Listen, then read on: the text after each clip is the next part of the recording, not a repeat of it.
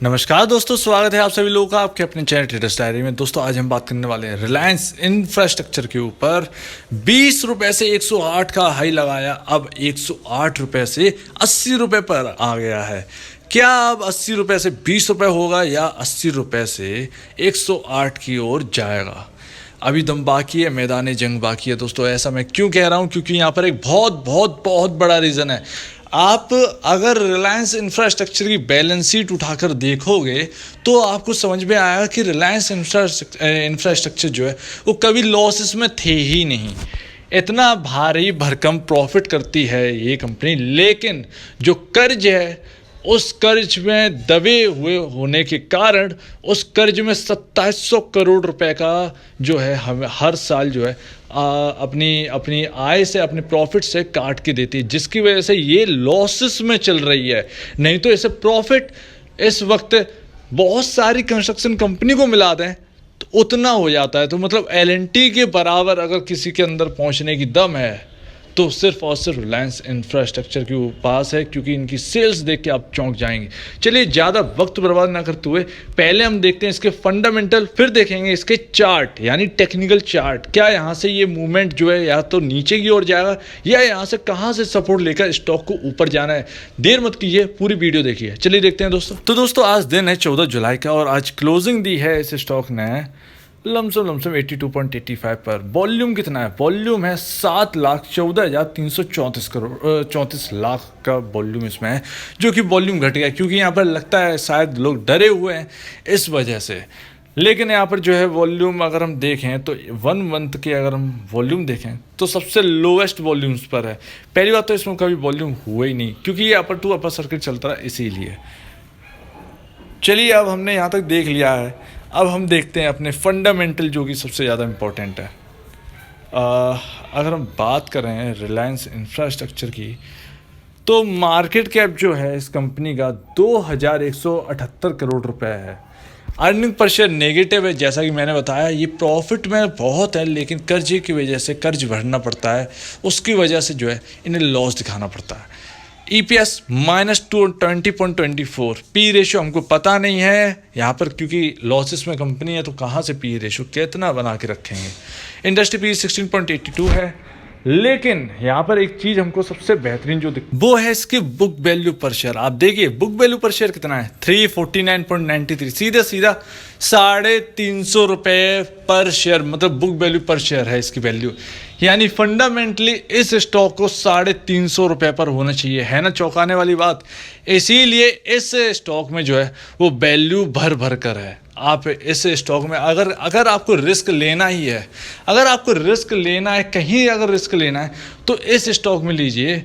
ये स्टॉक आपको कुछ कर कर दिखा सकता है क्योंकि होप पर पूरी दुनिया टिकी हुई है और ये भी भाई साहब होप पर ही टिके हुए हैं। इनके जो अगर मैं आपको एक छोटा सा हिंट दूं, इनके जितने भी एसेट्स हैं वो बेफालतू के नहीं हैं। बोरी और वो कौन सा, अगर आपको पता होगा शायद मुंबई में वर्ली सी लिंक जो है वो इसी कंपनी ने बनाया। अब आप जानते हैं कि मुंबई में जो टॉप लेवल का जो ब्रिज है वो वर्ली सी लिंक है, जो बांद्रा, मेरे ख्याल से बांद्रा को जोड़ता है। तो जो भी है मुझे इतना डिटेल नहीं पता, लेकिन वो जो ब्रिज है वो इतना खास है कि उसकी चर्चा पूरे देश और कई कंट्रीज़ में उसकी होती है। इतना मजबूत ऐसा ब्रिज उन्होंने बना के दिया है और वो इसी कंपनी ने बना के दिया है। तो सोचिए कि इतना हार्ड, इतना मजबूत, इतना मजबूती से काम करते हैं ये। कंपनी अच्छी है, बस कर्ज है। तो उम्मीद है आपको यहाँ पर समझ में आ गया होगा। बुक वैल्यू पर शेयर 350 रुपये आपका स्टॉक काम कर रहा है 82.75 के आसपास, और यहाँ पर जो है जगह बहुत है, बहुत जगह है। तो अगर ये कंसोलिडेशन का फेज चल रहा है, अगर आपको थोड़ा सा भी गिरावट मिलती है, इस स्टॉक में रिस्क लेना है, अगर कहीं रिस्क लेना है तो इस स्टॉक में लीजिएगा। इस स्टॉक के शेयर खरीद कर आप रख सकते हैं। रिस्की है लेकिन यहाँ पर जो रिवॉर्ड है वो इतना बड़ा है कि आप सोच नहीं सकते। इस चीज़ को ध्यान रखिएगा दोस्तों। अब देखिए मैं आपको एक खास चीज़ दिखाता हूँ यहाँ पर। ये देखिए 2017 मार्च की रिपोर्ट है, एनुअल रिपोर्ट है। मैं इस कंपनी की जितनी भी सब्सिडरी कंपनीज हैं उन सबकी आय, उन सबकी नेट सेल को जोड़कर मैं आपको यहाँ पर सब कुछ दिखा रहा हूँ, ठीक है ना। तो यहाँ पर 2017 में 24,484 करोड़ रुपए की यहाँ पर नेट सेल थी, जो कि घटकर 2018 मार्च में 17,885 करोड़ की नेट सेल रह गई। 2019 में जो है वो बढ़कर 19,174 करोड़ की नेट सेल पहुंच गई, जो कि 2020 में फिर से घट गई है। 2020 मार्च में फिर से घटकर 18,874 करोड़ रुपए की यहाँ पर नेट सेल रही है। और 2021 में और भी ज़्यादा घटी है। 2021 मार्च में 16,704 करोड़ की नेट सेल है। खर्च आपके नीचे स्क्रीन पर दिखाई दे रहा है। यहाँ पर अगर हम खर्च काट कर एबिटा की बात करें, एबिटा की अगर बात करते हैं, अर्निंग बिफोर टैक्स और की बात करते हैं मतलब, तो यहाँ पर जो 2021 की हम बात करें, सेल्स कम हुई है, मानते हैं ना सेल्स कम हुई है, लेकिन एबिटा जो है वो आपका कमज़ोर नहीं हुआ है। 2020 के कंपैरिजन इस बार 2021 मार्च के जो है सेल्स कम होने के बावजूद जो है एबिटा को मेंटेन रखा है इन्होंने। 2680 करोड़ का यहाँ पर एबिटा जो है वो यहाँ पर आपके सामने है। 2020 मार्च में यही एबिटा था 2627 करोड़ रुपए। थोड़ा सा ही सही, लेकिन बढ़ा तो है एटलीस्ट सेल्स इतनी ज़्यादा गिरने के बाद। उम्मीद है आपको समझ में आ रहा होगा।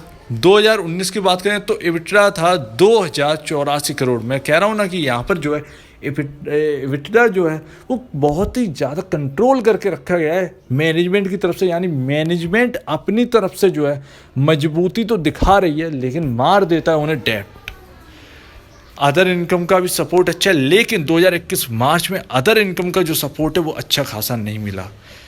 अगर हम बात करें तो 2020 से सिर्फ कंपेयर करते हैं ताकि वीडियो लंबी ना हो, आपकी स्क्रीन पर आंकड़े दिख रहे हैं तो अदर इनकम आपको दिख रही होगी। 2020 मार्च में 2102 करोड़ रुपए की अदर इनकम थी, जो कि घटकर 2021 मार्च में 960 करोड़ रह गई है। अब यहाँ पर ध्यान दीजिएगा, ध्यान से देखिएगा, 2680 प्लस 960 करोड़ का अगर आप ऐड करें तो लमसम यहाँ पर 3640 करोड़ रुपए का यहाँ पर total other income plus EBITDA जो है वो जोड़कर निकले 3640 करोड़। ठीक है, ध्यान रखिएगा अदर इनकम में इसमें जुड़ी हुई है।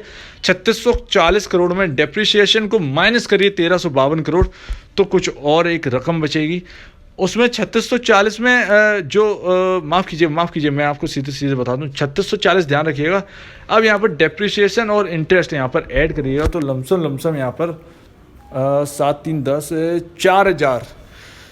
4,100 करोड़ के 4,070 करोड़ के आसपास की यहाँ पर जो है डेप्रिसिएशन और इंटरेस्ट यहाँ पर बैठता है। 4,070 करोड़ 4,070 करोड़ माइनस 3,640 करोड़, तो यहाँ पर लॉस कितना हुआ? सीधा यहाँ पर 300 350 करोड़ रुपए का लॉस दिख रहा है। यहाँ पर एक्सेप्शन आइटम्स भी हैं तो वो भी भैया जोड़ दो। तो यहाँ पर जैसे मैं बता रहा था ना कि यहाँ पर 311 करोड़ के आसपास 350 करोड़ के आसपास जो है वो यहाँ पर लॉस है। गड़े थोड़ी ख़राब हो गई, 311 करोड़ का यहाँ पर लॉस है, 311 करोड़ रुपीज़ का यहाँ पर लॉस है। अब टैक्स को भैया जोड़ देना है तो यहाँ पर टोटल जो है यहाँ पर बहुत बुरी हालत कर दी। टैक्स को अगर सब कुछ जोड़ जाड़ के 532 करोड़ का घाटा हुआ है इस बार। इस तरीके से कर्ज और डेप्रिसिएशन का बोझ इतना ज़्यादा है कि आपकी अदर इनकम जो भी कम आई है इस बार, अदर इनकम प्लस एबिटा जो है टैक्स कटे बगैर, इन दोनों को मिलाकर भी इसके बराबर नहीं बैठ पाई, जिसकी वजह से लॉस हो गया।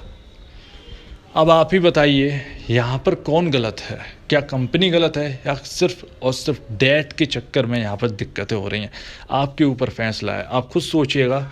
असेट में कोई ख़राबी नहीं है, नेट सेल अच्छी खासी है, एबिटा को कंट्रोल करके एक मेंटेन करके रखा है, ये बहुत बड़ी बात है, जिसकी वजह से जो है EPS जो है -20.24 चला गया है। पिछले साल 29.32 था और पिछले साल 2020 मार्च में अदर इनकम बहुत ज़्यादा थी तो डेप्रिसिएशन तो उतना ही था और जो इंटरेस्ट है उतना ही लगा, लेकिन अदर इनकम 2000 करोड़ के आसपास थी। तो यहाँ पर जो है प्रॉफिट दिख गया, यहाँ पर 771 करोड़ रुपए का प्रॉफिट हुआ, जिसकी वजह से EPS जो है वो 29.32 प्लस में आ गई थी। तो उम्मीद है आपको ये रिजल्ट थोड़े कन्फ्यूज़न होंगे, लेकिन यहाँ पर अगर आप सही से देखेंगे तो आपको सही से समझ में आएगा। और यहाँ पर कंक्लूज़न ये है कि यहाँ पर रिज़ल्ट में कोई दिक्कत नहीं है, कोई दिक्कत नहीं है, सेल्स कम हुई है, लेकिन एबिटडा को देखिए कितना ज़्यादा मेंटेन करके रखा है।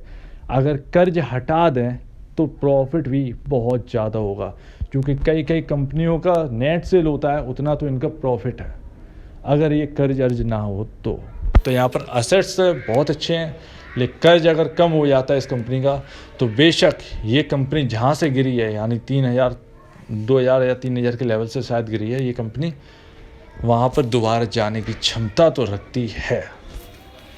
ठीक है, उम्मीद है आपको यहाँ पर अच्छा लगा होगा।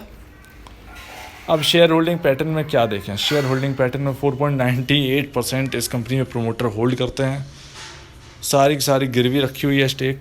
ठीक है, FIIs 2.75% होल्ड करते हैं, DIIs यहाँ पर बने हुए हैं, DIIs यहाँ पर 9.45% होल्ड करते हैं। रिटेल इन्वेस्टर भगवान है, 82.63% इस कंपनी को होल्ड करता है, तो सबसे ज़्यादा रिटेल इन्वेस्टर यहाँ पर होल्ड करता है कंपनी को। इसको देखने का कोई मतलब है नहीं। डील्स देखते हैं रोज़ाना कैसी हो रही हैं। 16 जून को अरे ऐसे ही यही इनसाइडर चल रहा है कुछ। HDFC ने अपने 25 मई 2021 को, पुरानी खबर है, यहाँ पर 4 मई 25 मई दोनों को जो है HDFC ने अपनी स्टेक घटाई है पूरी तरह से। यहाँ पर लगता है HDFC लिमिटेड ने यहाँ पर स्टेक घटा दी है, सेल करे गए हैं 25 मई और 4 मई को। ठीक है, ये पुरानी खबर है तो आपको पुरानी लग रही होगी। उम्मीद है आपको यहाँ पर समझ में आ गया होगा। फाइनेंशियल जो है मेरे हिसाब से फाइनेंशियल स्ट्रॉन्ग है, लेकिन जो कर्ज की जो स्थिति है वो मारे डाल रही है इस कंपनी को और हम शेयर होल्डर्स को।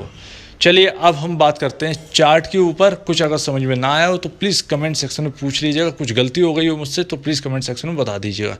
अब चलिए चार्ट को देखते हैं, कहाँ पर सपोर्ट है कहाँ पर रेजिस्टेंस, चलिए देखते हैं। तो दोस्तों ये रिलायंस इंफ्रास्ट्रक्चर का लॉन्ग टर्म का चार्ट है और ये देखिए कुछ इस तरीके से पैटर्न बना हुआ है।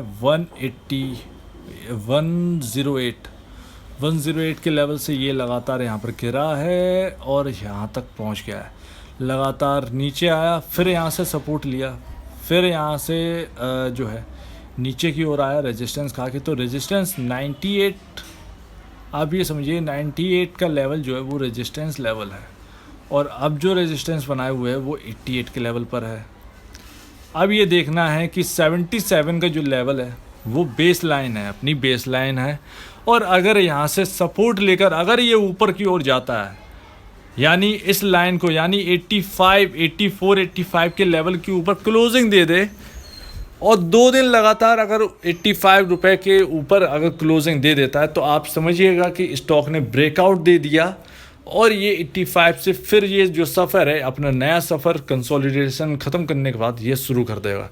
यानी फिर 108 रुपये के लेवल भी आ सकते हैं, यानी 85 के लेवल अगर 2 दिन के लेवल के ऊपर अगर प्राइस के ऊपर, यानी 2 दिन अगर क्लोजिंग दे देता है 85 के ऊपर, 2 दिन अगर बंद हो जाता है, क्लोजिंग दे देता है, तो यहाँ पर जो है ब्रेकआउट मिल जाएगा। लेकिन अगर 77 का जो लेवल है वो टूट जाता है और 2 दिन लगातार 77 के नीचे क्लोजिंग दे देता है, तो आप समझिएगा कि यहाँ पर गिरावट की जो आशंका है वो यहाँ पर लगाई जा सकती है। अब कितनी बड़ी गिरावट होगी ये कहना थोड़ा सा मुश्किल है, तो ध्यान रखिएगा 77 का लेवल जो है वो मेक और ब्रेक लेवल है।